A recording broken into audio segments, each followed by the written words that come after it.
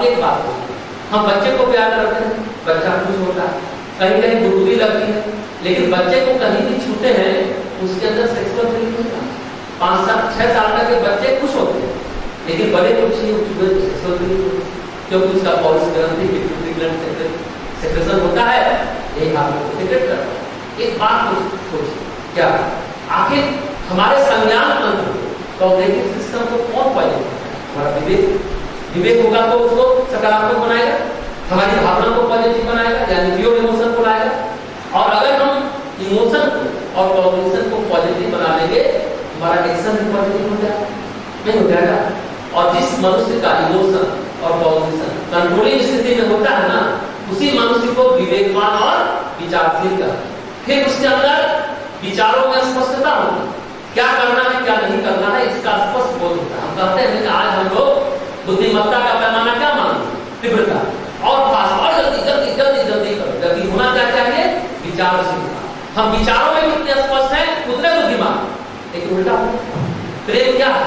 प्रेम हमने बताया भावना, विचारशील विवेकवान है तो उसका प्रेम ईर्ष्यायुक्त नहीं होगा, भयमुक्त होगा वह प्रेम, वासना मुक्त। वह प्रेम क्या बन जाएगा? आराधना, अर्चना, भगवत प्राप्ति का माध्यम बन जाएगा, भक्ति की ओर जाएगा।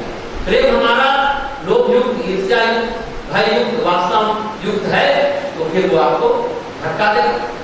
और इन सब चीजों से मुक्त है तो भक्ति में परिवर्तित हो जाएगा।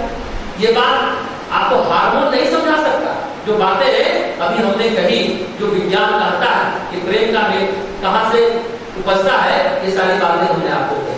हार्मोन और न्यूरॉन्स दरअसल एक यंत्र की तरह शुद्ध भावना हमको समझा सकती है कि प्रेम हमारा ईश्वर के उन्मुख होना चाहिए, ईश्वर के सम्मुख होना चाहिए, ईश्वर मुखी होना चाहिए, संसार मुखी नहीं, ईश्वर मुखी होना चाहिए। प्रेम मीरा की तरह भी हो सकता है, जो प्रेम विष को पचाने की क्षमता रखता है, मीरा की तरह भी हो सकता है। और प्रेम रावण की तरह भी हो सकता है, विवेक का हरण हो जाए, अपहरण कर ले, पीछा करे। तो आज का फिल्मी हीरो कबीर सिंह या रहना है तेरे दिल में जो है, उसका हीरो कौन हुआ? रावण हुआ। रावण ही आज का हीरो हो गया। पहले का तात्पर्य यही हो गया, ध्यान से सुनिए कि आपको कहाँ है, रावण है कि क्या है सामने। लेकिन ये बातें हार्मोन नहीं समझा है। रावण और मीरा में दोनों में है वही हार्मोन, वही न्यूरॉन सीक्रेट हो रहे, कोई अलग से कोई अलग नहीं है मीरा में या रावण में।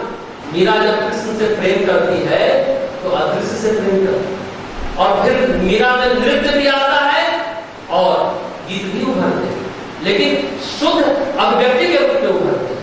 अब इन सारी बातों का मनुष्य का बुरापन, गिरीश कर्नाड की बात हुई, और कबीर सिंह की बात, जुदाई की बात, इंदौर की घटना की बात, या फिर रहना है तेरे दिल की बात होगी, उसमें उससे भी परे एक सत्य है, उसको समझिए डिस्कस के तौर पर जो हमारे जीवन में सक्रिय है वो सत्य।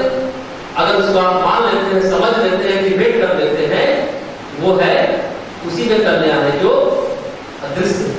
क्योंकि मीरा तो अदृश्य से प्रेम करेंगे, कृष्ण है क्या स्थूल रूप में उनके सामने? कृष्ण के काल के कितने 100 साल बाद मीरा, तो मीरा तो अदृश्य से प्रेम करे। ये भी एक सत्य है, शरीर से परे।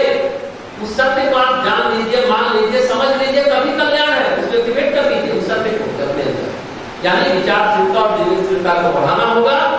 शरीर की अपनी एक सीमा है, लेकिन आत्मा की कोई सीमा है। अभी हम लोग ने योगा डे मनाया 21 तारीख को अंतरराष्ट्रीय योग दिवस। उस दिन हमने कहा था कि हिरण्य ने हठयोग को चालू किया, जितने आसन है हिरण्य ने चालू किया। महर्षि पतंजलि का राजयोग है जो मन को व्यवस्थित करने की बात करते हैं। पतंजलि कहते हैं कि मन स्वस्थ साफ सुथरा हो गया, चित्त वृत्ति का निरोध हो गया तो सब कुछ हो जाएगा, शरीर भी स्वस्थ हो जाएगा। हिरण्य कहते हैं कि पहले तन को स्वस्थ करो, फिर मन को स्वस्थ। तन सही हो जाएगा, शरीर सही हो जाएगा, तब मन को करिए, तब आत्मा करिए। पतंजलि का मन मेन है, मन को ठीक कर दीजिएगा, तन अपने आप सही हो जाएगा। क्योंकि चित्त का ही भार जो शरीर के रूप में हमें मिलता है, जैसा चित्त में हमारा कर्म का भार होता है वैसा ही शरीर मिलता है। हाथी का मिले, पशु का मिले, मनुष्य का मिले, जो भी मिले, चित्त मुख्य बात भी सही है। लेकिन हिरण कहते हैं कि भाई ध्यान तब तो अगर शरीर में दर्द है तो ध्यान होता ही, इसलिए पहले शरीर को ठीक करो, आसन करके, प्राणायाम करके, और फिर चित्त को शुद्ध करो। दोनों सही है अपनी जगह, दोनों सही है, तब आप ज्ञान तक पहुंच पाएंगे, ज्ञान की प्राप्ति।